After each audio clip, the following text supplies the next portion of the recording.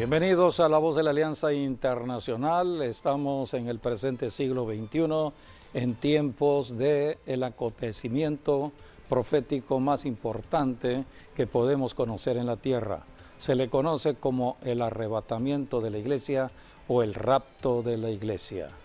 Debemos estar pendientes. Hoy las noticias giran alrededor de los terremotos. Todos los días hay un terremoto. Hay señales en el cielo, eclipses, pero debemos tomar en cuenta que son señales que hablan del rapto de la iglesia y debemos estar preparados. Por eso, hoy hablaremos de la preparación al rapto. Bienvenidos a este programa de La Voz de la Alianza Internacional. Sí, que el rapto pues es el arrebatamiento de la iglesia, ¿no? Es un evento que Jesús lo dijo y que también está por suceder. Así que por eso hay que estar listos, preparados, en alerta, porque estamos en un evento que es inminente, que puede suceder en cualquier instante y más en este tiempo donde todo se ha juntado, ¿no? Donde vemos que hay guerras por todos lados, terremotos como nunca han habido en este año. Hemos visto tantos desastres de la naturaleza, incendios, inundaciones, calamidades, catástrofes, entre otras cosas, ¿no? Y todo esto se está juntando y Jesús dijo, cuando tú veas que está todo esto, es señal de que el Hijo del Hombre va a venir sobre la faz de la tierra. Así que la iglesia tiene que estar lista con su vestido blanco, que es lo que representa la santidad, porque Dios va a venir por una iglesia sin arrugas, sin mancha, que sea en santidad, porque Dios es santo. Así que animo a la iglesia a que no pierda el enfoque, a que siga adelante, poniendo su mirada en Jesucristo y solamente en Jesucristo, quien es el autor y el consumador de la fe. Así es. Por eso vamos a presentar un video ilustrativo de lo que puede ser el rapto de la iglesia. Muchas personas van a desaparecer del planeta Tierra. Será un acontecimiento mundial. Esto habla de un cambio que viene a la tierra. Después del rapto de la iglesia viene otro tiempo de gran tribulación. Por eso veamos este video y después estaremos hablando de cómo prepararnos para irnos al cielo, para irnos con el Señor y ser librados del tiempo de la gran tribulación que vendrán a todas las naciones. Veamos.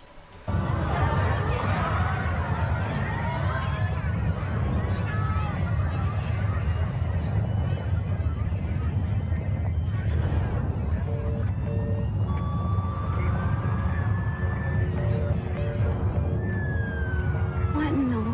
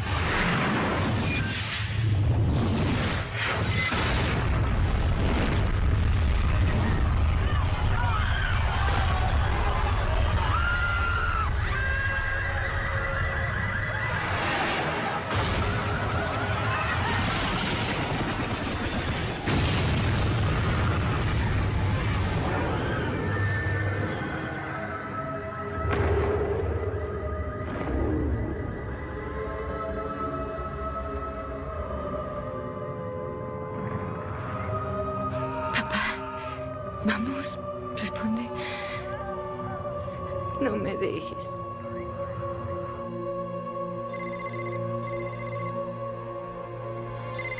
Eve. La palabra profética en la que se basa esta película la encontramos en Primera de Tesalonicenses.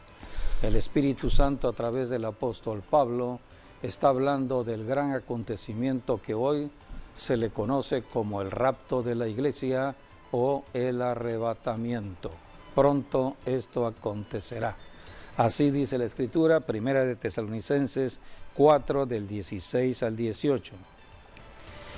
Sí dice, porque el Señor mismo, con voz de mando, con voz de arcángel y con trompeta de Dios, descenderá del cielo, y los muertos en Cristo resucitarán primero. Luego nosotros, los que vivimos, los que hayamos quedado, seremos arrebatados juntamente con ellos en las nubes para recibir al Señor en el aire, y así estaremos siempre con el Señor. Por tanto, alentaos los unos a los otros con estas palabras.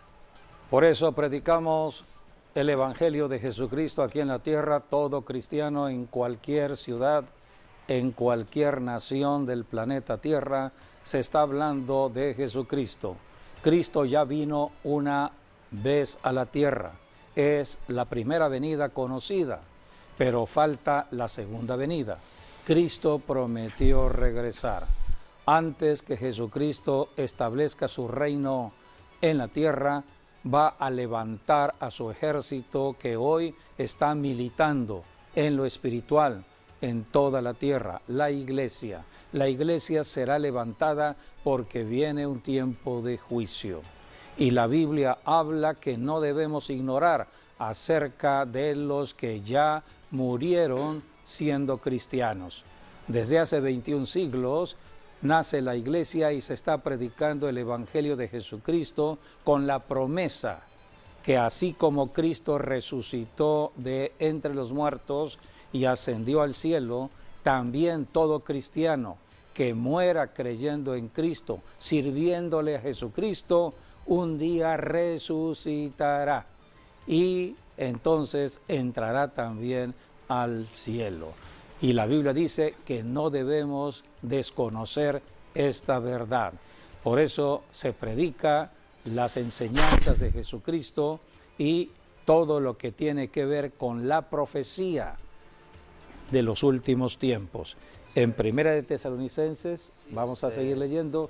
Bueno, aquí quiero hablar un poco, ¿no?, de esta parte que acabamos de leer, porque ahí nos dice, ¿no?, nos habla primero acerca de tres tipos de perspectivas que la gente va a tener cuando Cristo venga, ¿no? Una es, dice, voz de mando, la otra es voz de arcángel, y la otra es la voz de trompeta, que en sí va a ser, alguien va a escuchar alguna voz, una especie de trueno, de rayo o algo así, y una condición así como las que dice aquí Tesalonicenses se parece a la de Éxodo 19, cuando Dios descendió en el monte Sinaí. Hubo de todo esto, ¿no? Sí. Hubo truenos, relámpagos, hasta un terremoto en el monte Sinaí que dice que humeaba de la presencia de Dios que estaba allí. Estaban aterrorizados, sí, ante los acontecimientos. Sí, el pueblo de Israel está aterrorizado. En el monte Sinaí. Y entonces allí dice, ¿no?, en Éxodo 19, ¿no?, que Moisés subió al monte y Dios descendió sobre el monte. Sí. Así que esto nos habla como de una especie de rapto, ¿no?, que Dios raptó a Moisés, y es cuando Dios le da los 10 mandamientos. Sí.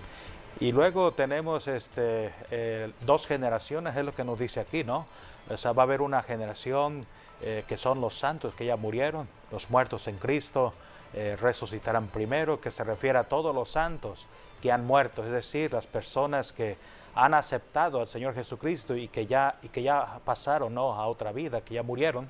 Entonces ellos van a ser los primeros en ser resucitados entre los muertos para después ir al cielo y tener ese cuerpo también glorioso, ¿no? Pero luego tenemos una segunda generación que es la que dice no va a haber muerte, ¿no? Y creemos que nosotros podemos ser parte de esa generación. Así es. Que es el arrebatamiento de la iglesia. Una generación que no conocerá de la muerte. No. Y ahí dice, ¿no?, vamos a ser arrebatados en el aire, en unas nubes, para irnos a casa con el Señor. Y eso nos recuerda como cuando Jesús ascendió a los cielos, así como empieza el libro de Hechos, por ejemplo. Dice que Jesús subió primero a una nube y de la nube partió a la gloria de Dios. Sí, por eso la Escritura dice que debemos estar atentos a las palabras que están escritas con respecto a este gran acontecimiento. Y para aquellos que partieron con el Señor antes de nosotros, dice la Escritura en 1 Tesalonicenses 4, del 13 al 15. Tampoco queremos, hermanos, que ignoréis acerca de los que duermen, para que no os entristezcáis como los otros que no tienen esperanza. Porque si creemos que Jesús murió y resucitó, así también traerá Dios con Jesús a los que durmieron en él.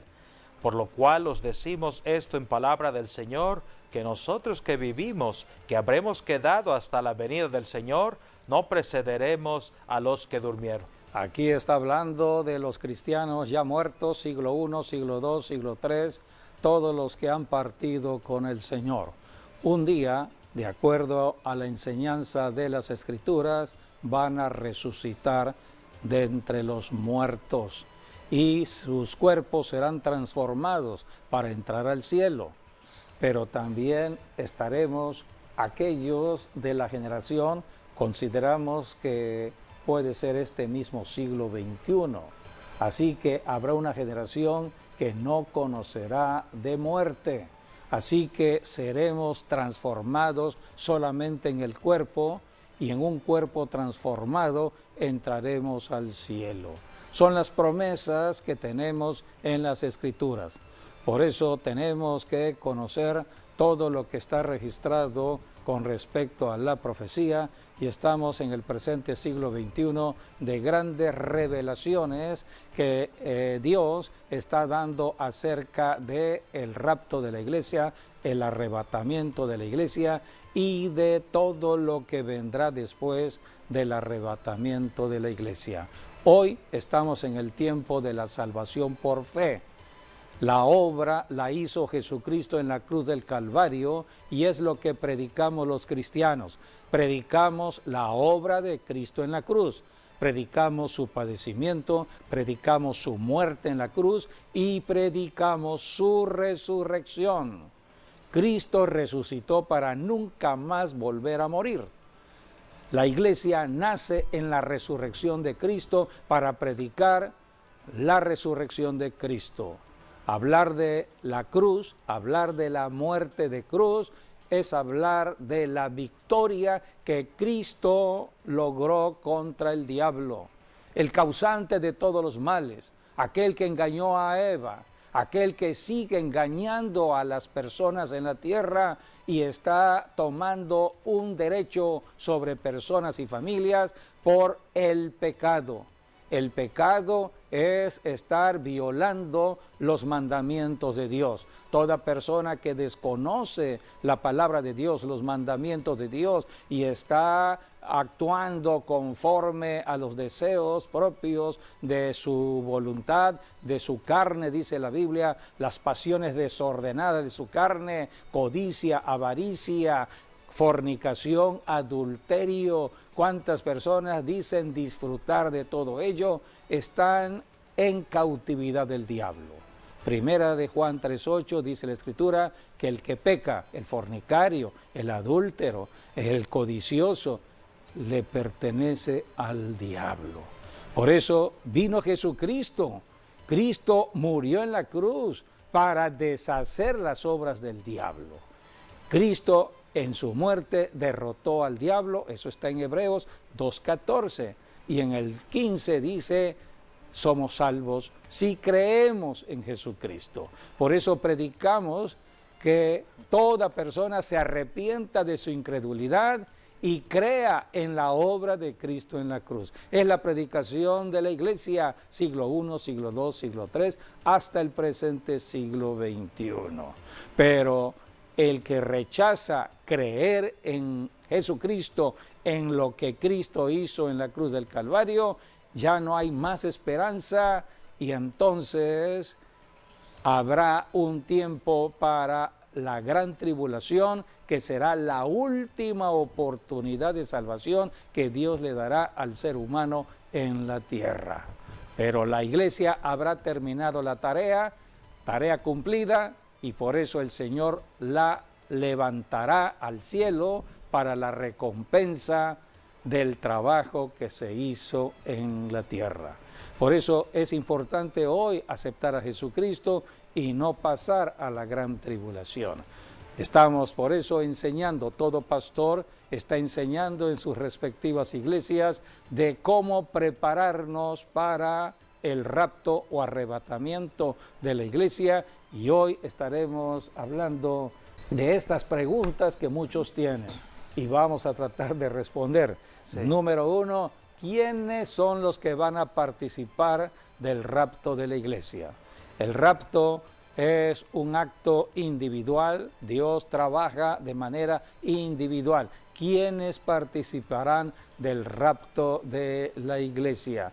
Número 2, ¿cómo debemos vivir mientras tanto aquí en la tierra para estar en condiciones de irnos en el rapto, para entrar al cielo?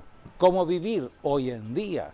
Y número 3, ¿qué acciones de fe debo hacer aquí en la tierra para poder calificar y entrar al cielo en el rapto de la iglesia? Sí, así que hoy hablaremos de estas preguntas en sus respuestas. Bueno, hablando de ese primer punto que tocaste, ¿no? Estás hablando de la salvación. La salvación es personal. Vemos, por ejemplo, Jesús lo dijo, ¿no? Cuando habló de dos personas, por ejemplo, habrán dos personas durmiendo, por ejemplo, un matrimonio. Eso habla uno de será la familia. tomado y el otro dejado. O habla también de dos varones que están en el campo trabajando y uno es tomado y el otro es dejado. O dos mujeres también que estaban trabajando y una es tomada y la otra dejada. Uno creyó, otro no creyó. Y esto nos lleva a que la salvación es individual y personal. Selectiva. Y selectiva también. O sea que cada persona decide dónde quiere estar. Y eso es desde que tú aceptas al Señor Jesucristo, has decidido estar en el camino de la vida eterna. Los demás están en el camino del engaño, de la mentira, ¿no? De la perdición, que es un camino ancho. En cambio, el camino de la verdad es un camino estrecho, pero es el único camino que nos lleva al cielo. Así que por eso la decisión que uno tome el día de hoy va a afectar tu destino, va a afectar también tu futuro. Sí, por eso vamos a leer de las Escrituras lo que dijo Jesucristo de estar preparados. En el Evangelio de Mateo, capítulo 24, versículos 43 y 44. Allí Jesucristo está hablando de profecía. El capítulo 24 de Mateo habla de los acontecimientos para el regreso de Jesucristo, las señales, habla de guerras, habla de terremotos, habla de señales de eclipses en el sol, en la luna, habla de todo ello. Pero Jesucristo habla de manera especial de estar preparados para irnos en el rapto de la iglesia. Mateo 24, vamos a leer 42. Velad pues, porque no sabéis a qué hora ha de venir vuestro Señor, pero sabed esto, que si el padre de familia supiese a qué hora el ladrón habría de venir, velaría y no dejaría minar su casa. Por tanto, también vosotros estad preparados, porque el Hijo del Hombre vendrá a la hora que no pensáis. Hasta allí. De allí tomamos la enseñanza de hoy, estar preparados. Jesús dijo: por tanto, también vosotros estad preparados, porque el Hijo del Hombre vendrá a la hora que no penséis. En cualquier hora de este mes que está transcurriendo, de este año 2026 o del presente siglo XXI, Jesús puede regresar. Y hay que estar en expectativa a su regreso. Por eso vamos a dar conocimiento de algunas respuestas a las preguntas de cómo estar preparados. Sí, eso me recuerda como cuando también Jesús habló de los casos de Noé y de Lot, ¿no? Dice, la gente estaba, en ambos casos, ¿no? Sí. O en ambas historias, la gente estaba comiendo, bebiendo, casándose, haciendo negocios. En sus actividades diarias, familiares, laborales. Sí, y nunca, o mejor dicho, nunca esperaron que viniese ese juicio. Y por eso el juicio los tomó a todos desprevenidos. Y por eso dice la palabra, y vino en el caso de Noé, vino el diluvio y se los llevó a todos. O en el caso de Lot, con Sodoma y Gomorra, cayó fuego y azufre y consumió a todos, porque no esperaron. Ahora sí, ellos estaban en sus afanes, disfrutando la buena vida, pero de manera excesiva, de manera insana. Y por eso el diluvio y tanto el fuego y el azufre los agarró a todos desprevenidos, porque nunca esperaron de que viniese un juicio de Dios. Y aquí lo que nos dice, ¿no? Aquí la palabra es que nosotros tenemos que tener esas ansias, ese anhelo de ir con Jesucristo cuando Él venga por nosotros, para que no nos agarre entonces desprevenidos como estas personas. Sí. Por eso vamos a responder o tratar de responder algunas preguntas que algunos cristianos se hacen. ¿Quiénes participarán? Participarán, número uno, cuando la persona en su pecado se arrepiente. Todos somos pecadores, hemos nacido en pecado y toda persona necesita arrepentirse.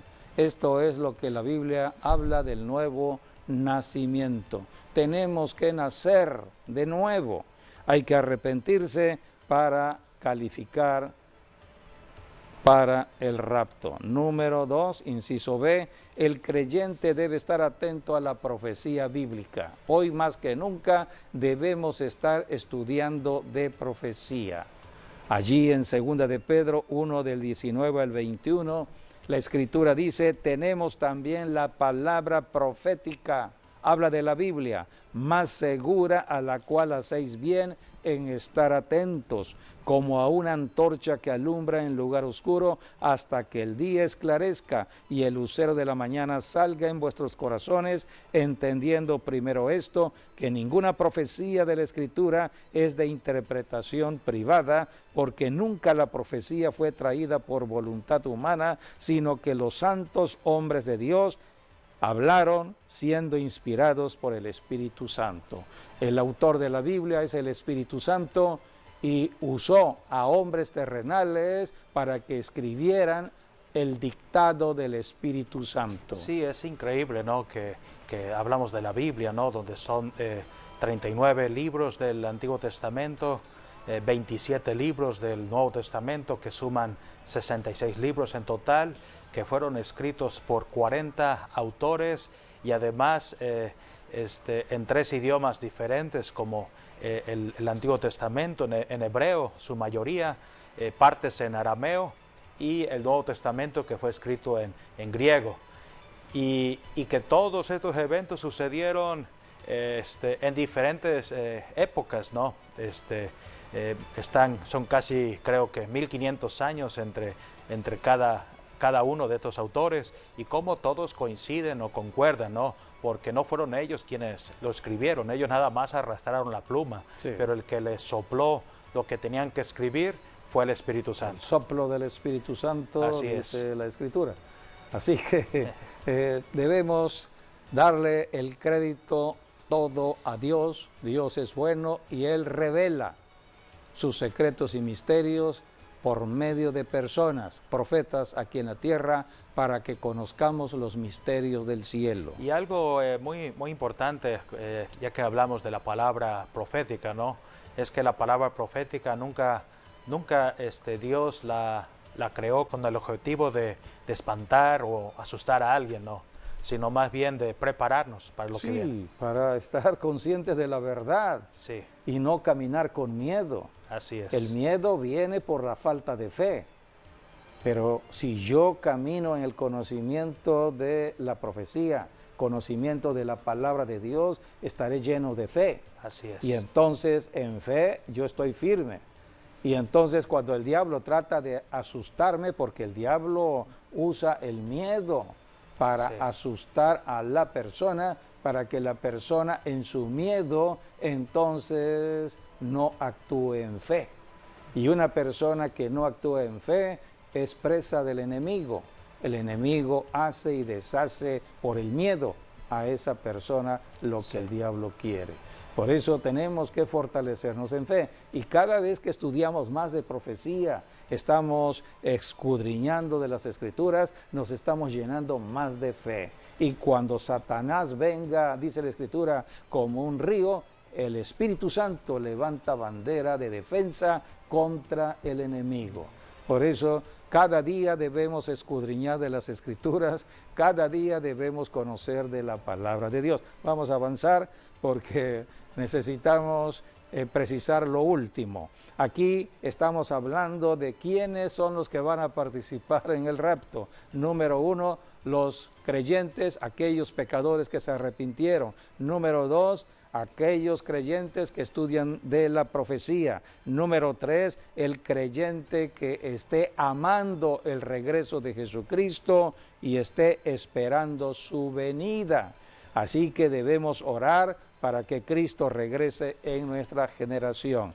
Número 4, inciso D, el creyente debe estar atento a las señales proféticas de el regreso de Cristo, como son señales en el cielo, señales en el mar, señales en la tierra, eclipses, terremotos, maremotos, huracanes, todo lo que está hoy aconteciendo, los desastres naturales, son señales.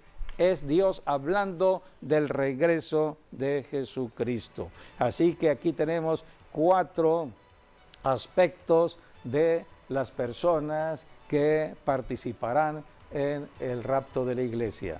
Número 2, cómo vivir para estar preparados, cómo vivir como creyentes aquí en la tierra para estar preparados. Número 1, viviendo en la llenura del Espíritu Santo. Tenemos que caminar llenos del Espíritu Santo. La iglesia cristiana nació en Jerusalén, Hechos capítulo 2, versículo 4, en la llenura del Espíritu Santo y debe permanecer en la llenura del Espíritu Santo. Hoy estamos en el siglo XXI y la iglesia debe continuar llena del Espíritu Santo. ¿Cómo un cristiano se llena del Espíritu Santo? A través de la oración a Dios. Es Dios quien nos llena, pero para que Dios nos llene hay que pedirle a Dios esa llenura. Jesucristo vino a enseñar la importancia de la oración. Mateo 4:4, Jesús dijo: pedid y se os dará, buscad y hallaréis, llamad y se os abrirá. No tenemos, dice Santiago, porque no piden. Así que el cristiano tiene como herramienta fundamental la oración. Un cristiano no puede caminar sin recursos espirituales que Dios ha concedido en Cristo aquí en la tierra. Todo viene de Dios y todo se da a través de la oración. Número 1, lo primero que viene, la llenura del Espíritu Santo. Hay mucha enseñanza de ello. Cuando Jesucristo comenzó, dice la Biblia, y fue bautizado en el río Jordán. Cuando salió del agua, dice, oró y el Espíritu Santo vino sobre Jesús. Y entonces trajo la palabra y Dios el Padre dijo: este es mi Hijo amado en el cual tengo contentamiento. Todo es el Espíritu Santo en la vida de la iglesia, en la vida de un cristiano, porque es el Espíritu Santo quien preparará a la iglesia para el rapto. Es el Espíritu de santidad. Por eso, número 1, tenemos que vivir en la llenura del Espíritu Santo orando todos los días. Número 2, viviendo en santidad. Es el Espíritu de santidad que hemos recibido para que el Señor nos ayude a apartarnos de todo pecado y del tentador aquí en la tierra. Número 3, viviendo en el trabajo diario que Jesucristo nos encomendó, cumplir la gran comisión, orar y predicar. Estamos aquí en la tierra para salvar a los pecadores y poblar el cielo de todo creyente. Por eso es importante saber cómo vivir lleno del Espíritu Santo. Debemos vivir en santidad y dando fruto, ganando almas para el reino de Dios. Predicar de Jesucristo. Hoy tenemos la bendición de los celulares, tenemos la bendición de la tecnología de la comunicación, de las redes sociales, para hablar de Jesucristo en todo lugar y en todo momento. Número 3, ¿cuáles son las acciones? Esto es lo práctico. ¿Cuáles son las acciones de fe que debemos hacer? Hay 6 acciones que hemos considerado. Algunas de ellas las vamos a señalar como son: número 1, la oración; número 2, el ayunar; número 3, escudriñar las Escrituras; número 4, obedecer al Espíritu Santo, que es el que trae la palabra, es el que nos dice lo que tenemos que hacer en el día a día. Jesucristo todas las mañanas oraba y recibía las instrucciones de Dios en la palabra hablada que Dios le daba a su Hijo. Por eso Jesús tenía una agenda diaria. Jesús dijo: las obras que yo hago son las obras que mi Padre me da a hacer. Las palabras que yo hablo no son mis palabras, sino las palabras de mi Padre. Jesucristo vino a cumplir toda la palabra del Padre. Por eso hoy estamos aquí para obedecer al Espíritu Santo. Número 5, dar frutos para Dios. Cuando Cristo arrebate a la iglesia, viene la recompensa en el tribunal de Cristo. El tribunal de Cristo es el tribunal de las recompensas. Dice Apocalipsis, he aquí, dice el Señor, 22:12, he aquí yo vengo pronto y mi galardón conmigo para recompensar a cada uno según sea su trabajo, su obra. Por eso estamos trabajando en la tierra, la iglesia está trabajando y será recompensada después del rapto. Debemos dar fruto. Sí, no hay que olvidar que también la Biblia nos habla de que vamos a recibir también coronas, y hay una corona esperando por cada uno de nosotros, y eso es para los que aman la venida del Señor Jesucristo. Hay una corona entonces. Es la que habló Pablo, la Sí. corona de justicia. Exacto, empezando por ahí. Sí, Pablo sabía que ya había terminado su trabajo, su tarea encomendada por el Señor, y Pablo estaba ya preparándose para la muerte, sabiendo que la muerte era la entrada al cielo. Así es. Un día Pablo dijo, yo no sé qué es mejor, si estar aquí en la tierra o estar en el cielo. En la tierra porque hay mucho trabajo que hacer, muchas almas que ganar, y en el cielo porque allá está el Señor Jesucristo. Así es, sí. Entonces Pablo estaba en un dilema acerca de dónde estar, en el cielo o en la tierra, pero él mismo se respondió y dijo, creo que es mejor estar hoy, en este momento aquí en la tierra, por la tarea, el trabajo que tenemos que hacer. Cuando Jesucristo mandó a sus discípulos a predicar, él dijo, la mies es mucha y los obreros Son pocos. Son pocos los obreros, Sí. son pocos los que conocen la verdad y la tarea que hay que cumplir aquí en la tierra. Por eso cuando Pablo ya había terminado la tarea, fue cuando él dijo, todo eso está en 2 de Timoteo, él dijo que ya había terminado la carrera, ahora estaba preparada la corona de justicia que Dios le daría a él y a todos los que aman la venida del Señor Jesús. Así es. Así que hay que amar la venida y hay que estar esperando al Señor, como dice también Hebreos. Y número 6, el último punto, no dejar de congregarnos para fortalecernos en fe, para manifestar el amor de Dios entre hermanos y estar llenándonos cada día más de fe y de amor para predicar el Evangelio a otras personas que no conocemos. Estos son 6 puntos fundamentales de acciones de fe. Ya soy cristiano, ya tengo fe, ahora tengo que poner mi fe por obra. La fe sin obras es muerta, dice la Escritura. Así que cuando menos aquí tenemos 6 acciones de fe.